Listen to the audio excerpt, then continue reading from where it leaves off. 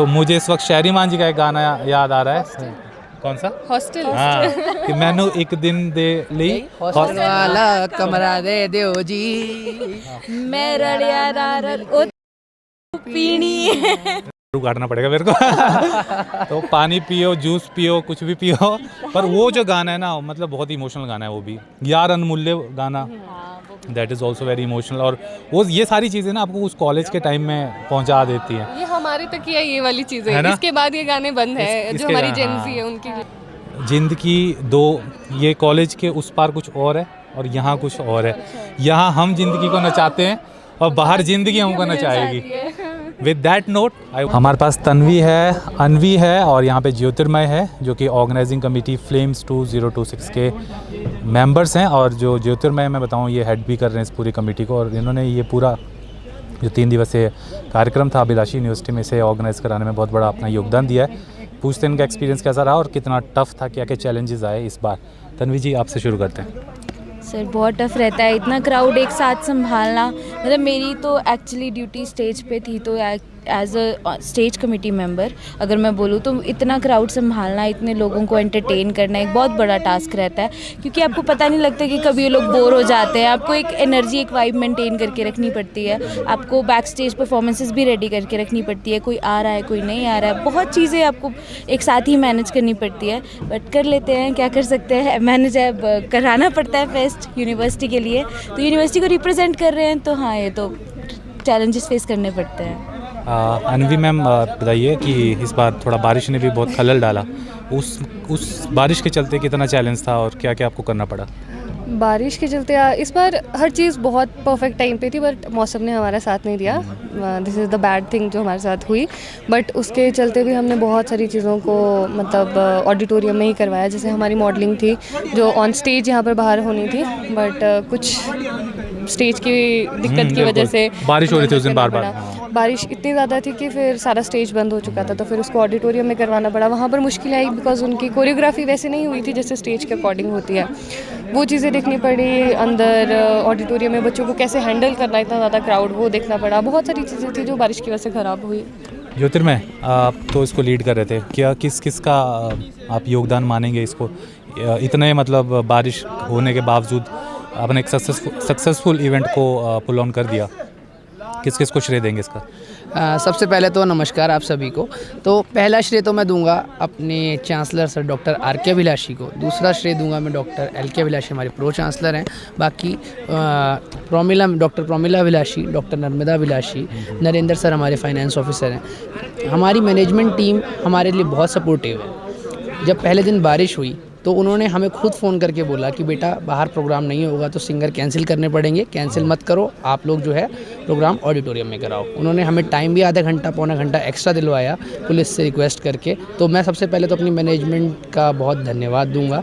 उसके बाद मैं अपनी कमेटी की अगर बात करूँ तो हमारे साथ में ऑर्गेनाइजिंग टीम में मेरे साथ थे अभिषेक जी, विपुल जी और भी कई सारे मेंबर्स हैं। हाँ। अनवी तन्वी है। ऐसे एकदम से नाम ना याद नहीं आते हैं ऐसे, और तो रह जाते हैं नाम कई बार तो। हाँ जी, तो सबसे पहले तो मैं अभिषेक नायक जी का धन्यवाद करना चाहूँगा कि उन्होंने डिसिप्लिन कमेटी का पूरा चार्ज लिया था। और डिसिप्लिन कमेटी में सुबह 10 बजे से रात को 10 बजे तक जो डिसिप्लिन वॉलंटियर्स थे वो खड़े थे। उन्होंने ऑडिटोरियम के अंदर या बाहर कोई भी इनडिसिप्लिन क्रिएट नहीं होने दिया। उन लोगों ने पूरा कंट्रोल इवेंट पे रखा, क्योंकि कोई भी इवेंट सक्सेसफुल तभी होता है जब वो अनुशासन के साथ चलता है। तो सबसे पहला धन्यवाद अभिषेक जी को। उसके बाद मैं बात करता हूँ अपनी पूरी टीम की। तो मेरी टीम में थे अभिषेक कुमार, अभिषेक पवार, विपुल, यथार्थ, तन्वी, अनवी, मृदुल, अजय और भी बहुत सारे लोग थे। तो इन सब ने मेरा बहुत साथ दिया है। अब बोला जाए तो इन लोगों के पास, एक के पास स्टेज थी, एक के पास मॉडलिंग थी, पर मेरे पास पूरा इवेंट था। अब मैं बताऊं, मेरे 15-20 वॉलंटियर रोज़ रात को 1 बजे सो रहे हैं और सुबह 6-7 बजे हम ग्राउंड का मुआयना करने आ जाते हैं, क्योंकि उसके बाद हमें स्टेज है, साउंड है, टेंट है, इन सब का ब्रेकफास्ट, लंच, डिनर, ये सब हमारे वॉलंटियर्स देख रहे हैं। रात को मैं खुद इनके साथ खड़ा रहता हूँ ताकि किसी भी प्रकार की हमारी हॉस्पिटैलिटी में कोई कमी ना आए। बाकी प्रोग्राम जो है ये 4 साल से हमारी यूनिवर्सिटी में चल ही रहा है। 2023 में इसकी शुरुआत हुई थी और ये चौथा साल इसका आ गया है। पहले ये 2 दिवसीय होता था, पर इस बार हम सभी ऑर्गेनाइजिंग टीम जो फाइनल ईयर की हैं, हमारा लास्ट ईयर है, तो हमारे चेयरमैन सर ने बोला कि आपके जाने की खुशी में मैं इस प्रोग्राम को 3 दिन का करूँगा और उन्होंने हमें 3 दिन की परमिशन दी। फर्स्ट डे हमारे पास स्टार नाइट में ईशांत भारद्वाज थे और रॉक बैंड में धीर बैंड था। सेकंड डे हमारे पास फिरदौस बैंड जो हमारी यूनिवर्सिटी का फेवरेट बैंड है वो था, और पंजाबी में दिलप्रीत ढिल्लों के साथ हमारी यूनिवर्सिटी ने बहुत भंगड़े पाए। और थर्ड डे जो है उसमें हमने स्पेशल सरप्राइज़ बच्चों को रखा था, जो हमने अभी उनको बताया थोड़ी देर पहले। अभिज्ञा द बैंड, हिमाचल का अपना पहला फेमस बैंड, और हम ख़त्म करेंगे अपने प्रोग्राम को नाटी किंग कुलदीप शर्मा के साथ। कि अब हिमाचल में रहते हैं तो नाटी के बिना तो कुछ हो ही नहीं सकता है ना। बिल्कुल बिल्कुल बिल्कुल। अच्छा, ये लास्ट ईयर आपका क्या क्या यादें लेके जाएंगे साथ में? सर 4 साल से फेस्ट ही ऑर्गेनाइज़ करा रहे हैं मिलकर हम सभी एज ए टीम, तो ये वाली यादें तो फॉर श्योर लेकर जाएंगे। और एज ए टीम जो हमारा काम, हमारा कोऑर्डिनेशन हम सबका बहुत ज़्यादा अच्छा है, मायने रखती है वो चीज़। एक फेस्ट को एक ऑर्गेनाइजेशन, मतलब इसको ऑर्गेनाइज़ कराना, इसमें कोऑर्डिनेट करना, हमारा बहुत ज़्यादा कोऑर्डिनेशन हमारा अच्छा था। ये चीज़ लेके जाऊंगी। यहाँ पे जो इतनी अच्छी यादें मैंने अपने इतने अच्छे दोस्तों के साथ संजोई हैं वो लेके जाऊंगी। अब देखते हैं बाकी तो अब आगे टाइम बताएगा। इन लोग को बहुत याद करूँगी, पर मैं फेस्ट को बहुत मिस करने वाली हूँ। आप क्या क्या मिस करने वाले? फॉर श्योर जो इन्होंने कहा वो सब चीज़ें, कॉलेज का हमारा मस्ती मजाक, हमारे टीचरों के साथ बातें, हमारी अभी जो फेस्ट के टाइम पे हमारा टीचरों के साथ जो एक रिलेशनशिप होता है वो बहुत डिफरेंट होता है। एज अ टीचर वो बहुत डिफरेंट होता है, और as when we are coordinating with them वो बहुत अलग रहता है वो चीज़ें। एंड हमारे डेफिनेटली हमारा जो भी और दिन बिताए हमने, पढ़ाई, मस्ती, डांट, वो सब कुछ बहुत मिस करने वाले हैं। तो क्या लगता है अगले साल जब फेस्ट होगा, ये कमेटी चेंज हो चुकी होगी है ना, वॉलंटियर्स चेंज हो चुके होंगे, तो आप फिर से आएंगे देखने के लिए? जो मेरे जूनियर्स हैं अगली बार कोर टीम या ऑर्गेनाइजिंग टीम में वो होंगे। बाकी मैनेजमेंट के साथ मेरा बिल्कुल घरेलू रिश्ता है। मैं भी उन्हें अपने आदरणीय माता पिता की तरह मानता हूँ और वो भी मुझे अपने बच्चों की तरह ही मानते हैं। तो ऑब्वियसली उन्होंने बोला है कि बेटा जितने साल फेस्ट होगा तुझे हम स्पेशल इन्विटेशन देंगे और तू आएगा। अब मैं यहाँ का स्टूडेंट प्रेसिडेंट हूँ, तो 2000 बच्चों से मेरा सबके साथ अलग अलग बॉन्ड है, और मैनेजमेंट्स के साथ, टीचर्स के साथ, वीसी सर के साथ, चांसलर सर के साथ, सबके साथ मेरा एक अलग बॉन्ड है। तो मैं तो बहुत मिस करूँगा, और मेरे टीचर्स तो अभी भी बोल रहे थे कि बेटा तेरा लास्ट फेस्ट है, हम तुझे बहुत मिस करेंगे। भैया सभी मिस करते हैं अपने कॉलेज के डेज़ में बताऊं, और इनको देख के मुझे अपने कॉलेज का जो लास्ट ईयर है वो याद आ गया कि कैसे हम लोग गिनते थे। पहले जब शुरू में आते थे तब ये सोचते यार कहाँ फंस गए, कब ये है ना हो कि कहाँ आ गए, मतलब कब 3 साल बीतेंगे या 4 साल बीतेंगे, जिस भी ड्यूरेशन का कोर्स है।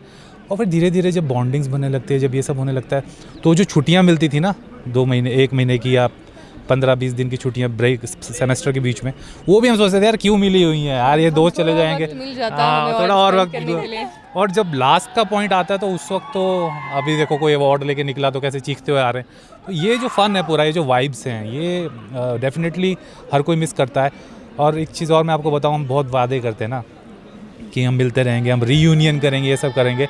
मैं बता रहा हूँ आप कुछ साल टच में रहेंगे, उसके बाद जब आपकी ज़िंदगियाँ आगे चल पड़ेंगी, शादी हो जाएगी, बच्चे हो जाएंगे, जिम्मेवारियाँ आ जाएंगी, तो बहुत कुछ है ना। रंग दे बसंती का मुझे वो डायलॉग याद आ रहा है, वो आमिर खान गाड़ी में बैठे होते हैं और अपने दोस्तों को देखता है। वो हालांकि काफ़ी साल पहले पास आउट हो चुका है, उस मूवी में दिखाया है, लेकिन वो फिर भी जाता रहता था कॉलेज।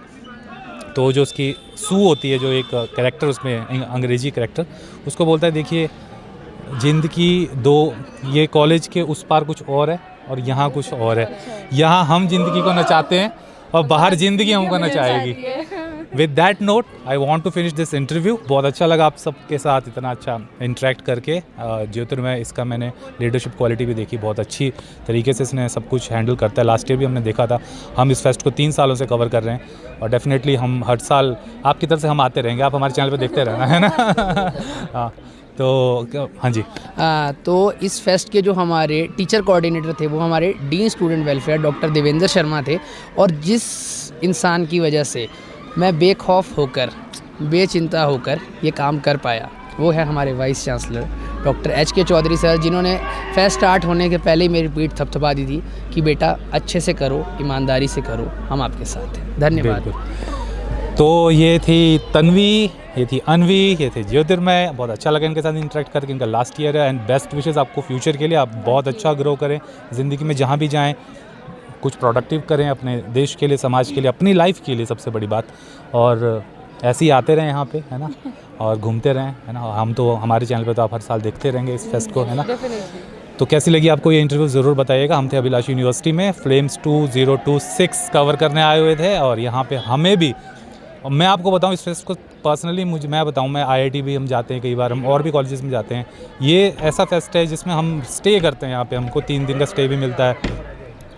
और हमको ना अपनी वो जो कॉलेज की ज़िंदगी है ना, उसको कहीं ना कहीं फिर से रिवाइव करने का एक मौका मिलता है। मुझे इस नोट पे फिर से एक गाना याद आ गया। तो मैं बड़ी मूवी और गाने के बड़े शौकीन हूँ, तो मुझे इस वक्त शहरी मान जी का एक गाना याद आ रहा है। कौन सा? हॉस्टल। हाँ, कि मैनू एक दिन दे ली हॉस्टल वाला कमरा दे दियो जी, मैं रड़िया रार उथे रूपीणी करना पड़ेगा मेरे को। तो पानी पियो, जूस पियो, कुछ भी पियो, पर वो जो गाना है ना, मतलब बहुत ही इमोशनल गाना है वो भी, यार अनमूल्य गाना, that is also very emotional. और वो ये सारी चीज़ें ना आपको उस कॉलेज के टाइम में पहुंचा देती हैं। ये हमारे तक ही है ये वाली चीज़ें, है ना? इसके बाद ये गाने बंद है, जो हमारी हाँ, जेंजी है उनके लिए। बिल्कुल, और ये याद रखनी चाहिए मेरे ख्याल से। मतलब मैं पर्सनली बताऊं तो मेरा जॉनर म्यूज़िक का, मतलब राइट फ्रॉम 1940s के लता जी के, मुकेश के, रफ़ी जी के, वहाँ से लेके आप चाहे फ़ॉरेन के ले लो, जितने बड़े पिंक फ्लॉयड से लेके मेटालिका, ये सारे बैंड मैं सुनता हूँ। मतलब अभी मेरे को याद भी नहीं आ रहा है, एमिनेम मेरे बहुत फेवरेट हैं। और अभी के जो गाने उसमें आजकल तो वैसे बनते नहीं, साल में एक आध गाना बनता है जो सालों तक चले, लेकिन पहले के गाने बहुत ऐसे रहते थे ना। चलो, तो हम खो जाएंगे यादों में ही। तो इंटरव्यू को समाप्त करते हैं यहीं पे। इस वीडियो को ज़्यादा से ज़्यादा शेयर ज़रूर कीजिएगा और इन सब के लिए लाइक ज़रूर कीजिएगा। बहुत बहुत शुक्रिया इस इंटरव्यू को देखने के लिए। फेसबुक पर पोल स्टार हिमाचल का पेज लाइक करें और यूट्यूब पर हमारा चैनल सब्सक्राइब करना ना भूलें।